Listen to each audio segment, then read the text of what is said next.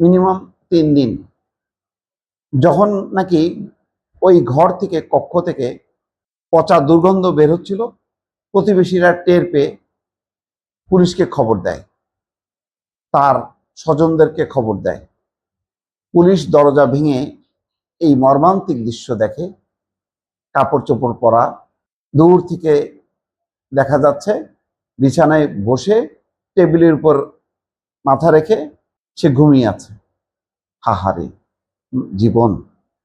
মেয়েটির নাম ফারা ফেরদৌস, বয়স বেশি না, মাত্র 32।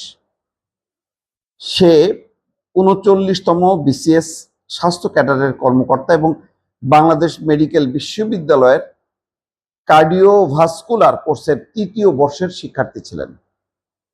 পুলিশ এবং স্থানীয় সূত্র বলছে, কক্ষটি থেকে দুর্গন্ধ বের হলে প্রতিবেশীরা শুক্রবার বিকেলে শাহবাগ থানায় খবর দেন। পরে পুলিশ গিয়ে কক্ষের দরজা ভেঙে মরদেহ উদ্ধার করে। শাহবাগ থানার উপপরিদর্শক এসআই একরামুল হক ঘটনার সত্যতা নিশ্চিত করেছেন।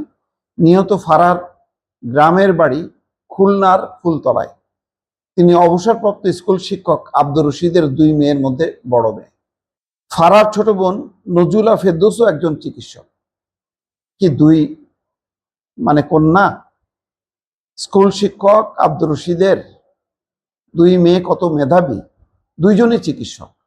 এইরকম মেধাবী 2 কন্যার মধ্যে বড় কন্যাটা যেভাবে বিদায় নিল, যে কারণেই বিদায় নিক না কেন, অত্যন্ত করুণ।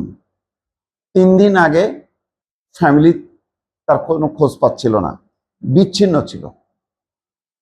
এবং তিনি ছিলেন শাহবাগে আজিজ সুপার মার্কেটের একটি কক্ষে। আজিজ সুপার মার্কেটের উপরে আবাসিক ভবন, সেই আবাসিক ভবনের কোনো একটা রুমে ছিলেন।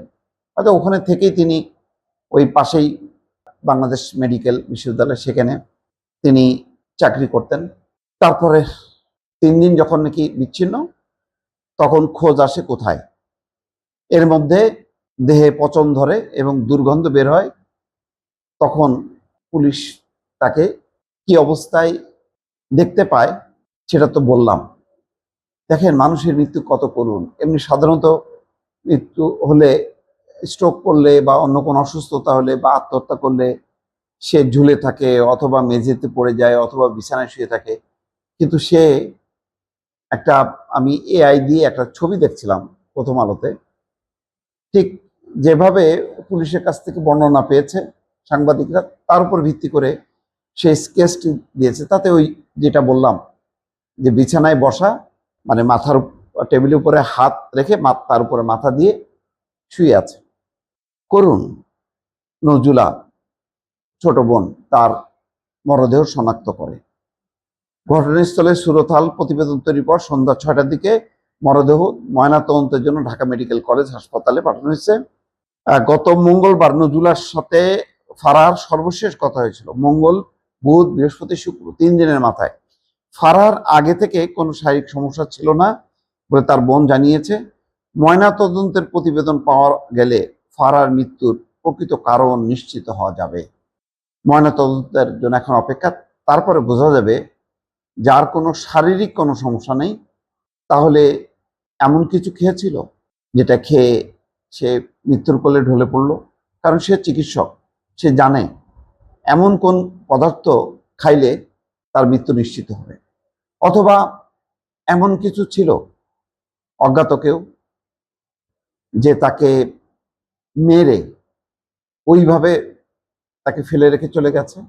অথবা কি এমন যে সত্যি সত্যি ক্লান্ত হয়ে যখন সে পড়ে গেছে তখন হঠাৎ করে তার এমন একটা স্ট্রোক হয়েছে যা আগে কখনো ছিল না কিন্তু হয়ে গেছে। এমন কি নিশ্চয়ই জানা যাবে তার মৃত্যুর কারণ।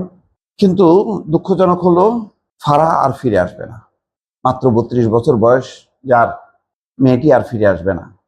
বাবা কত কষ্ট করে, একজন অবসরপ্রাপ্ত স্কুল শিক্ষক, অনেক টাকা পয়সা খরচ করেছে, রাষ্ট্রও তাকে তার পিছনে ব্যয় করেছে।